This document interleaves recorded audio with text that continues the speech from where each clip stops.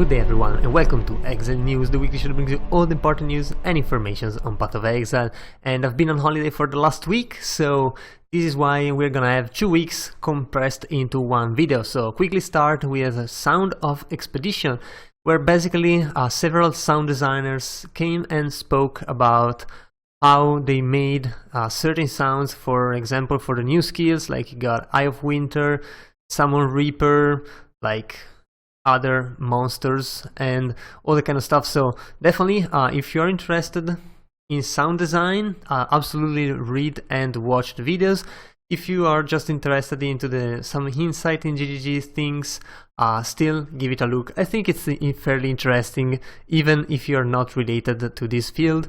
Anyway, we also got a new private league, and well, the league has already started and ended. It went from the 27th to the 31, and it was pretty fun, although, well, I didn't really get to watch it, but we will see later for some highlights.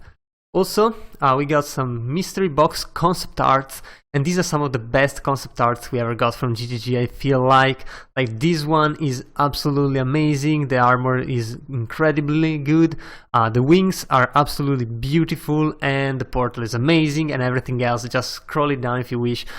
These are absolutely amazing, and well, I mean, I don't think there's a way to portray these beauty in the game itself, but these artworks are just very nice. So even if you don't care about these, I definitely recommend give it a look. And we also got some patch notes for a very small patch, but very important. And the big thing here is the fact that you have an option, which is obviously not on by default as per GGG standard, where you can stop items from rendering on the ground if they are hidden by your item filter. And this actually improves your performances a lot if you're doing high quantity maps or delirium maps and all the kind of stuff. So definitely a very nice thing to use, and even if you have a slow PC, why not use it? I mean, items that are hidden in your item filters, you don't really care about those anyways, so that's pretty nice. And also, well, a lot of bug fixes and some general improvements, which are always nice. And then we get a post comprehensive from highlights for all of the week past, where GGG reminds us that the new league was starting, and by new league I just mean the This Is Badger hosted league. Royale, Path of Exile Royale was actually available.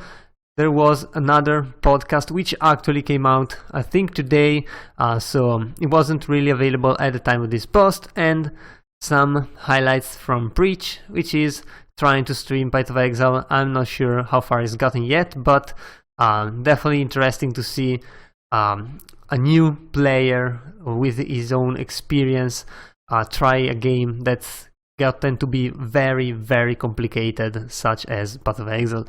Also, reminder that the Hideout Competition is currently going on until the 12th of September. And, well, if you haven't had the time to listen to all of the podcasts, currently there have been 3 podcasts featuring Chris Wilson. So the first one has been the Bakelast episode with a lot of the famous streamers. Then there's been the Zrun and Matthew podcast, which has been the second one. And later today we actually got the third one, hosted by Gazi with other streamers as well. So definitely check that out. I'm gonna watch that as soon as I'm done with this. But anyway, if you haven't had the chance to see those, basically Chris talked a lot about game balance. One plan is to nerf Fortify a little bit more, because it has to become an intended defensive tool for melee characters, not for mages. Currently it's used by pretty much anything that actually moves, which means any character whatsoever. GGG is keeping an eye on most nerfs that took place in 3.15 and may even look into reworking some of those, but we'll have to see. As far as ailments goes, they are going to add some more mitigations, for example adding it to the purity auras, which are currently not used except for aura bots. So we'll have to see if this makes those aura actually usable or just makes aura bots stronger. Anyway, there's a lot of ailment mitigation that's coming on trees and something maybe on gems. We'll have to see if that even makes it in.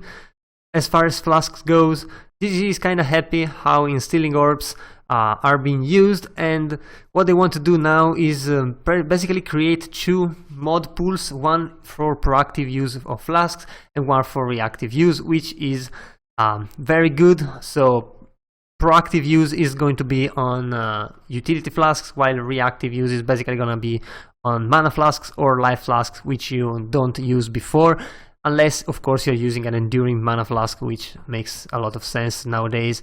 And anyway, as far as item goes, they're going to improve some crafting things, and well, while that might not sound like much, they should be taking some obscure mastercraft recipes out of hidden places like Delve and the Pale Council and making them attainable in the Path of Exile core content.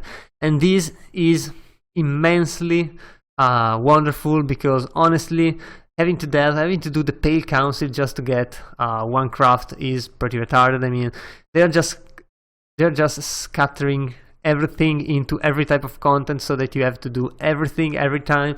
It's getting stale rather quickly, although, well, I mean, not as quickly as one might think, but I mean, it's been leagues after leagues after leagues of content, so people cannot just continually redo everything every time. It is kind of becoming like when we had 3 difficulties and you did the game 3 times before actually getting to maps.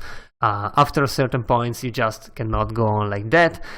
There's going to be some aspirational content as well, most likely more delirium orbs happening so that people can just juice their maps crazily. Endgame counter is going to be rebalanced. In 3.16, the 8 regions in the Atlas are going to become 4. There's going to be 100-ish maps instead of 160. This should hopefully reduce a lot of the grind that people have to do to actually get to the fun part, which is always the end. And by the time people get there, they're burned out. But I mean, that's just how the game is. Anyway, on the next expansion, which is coming in January instead, there's going to be a full rework of the Atlas of War and Path of Exile and game mechanics, so God only knows what's coming there, but we do know it's gonna be amazing as always. Splinters, well, GG is going to reduce the number of splinters pretty much, and UI and controls, they are going to look into being able to use a controller on PC and use PC peripherals on controllers on like Xbox. I mean, does that even make sense? I don't know, but I mean, they're trying to. And PoE is probably going, PoE 2 is probably going to be released before 2024, which is so far away from what we hoped.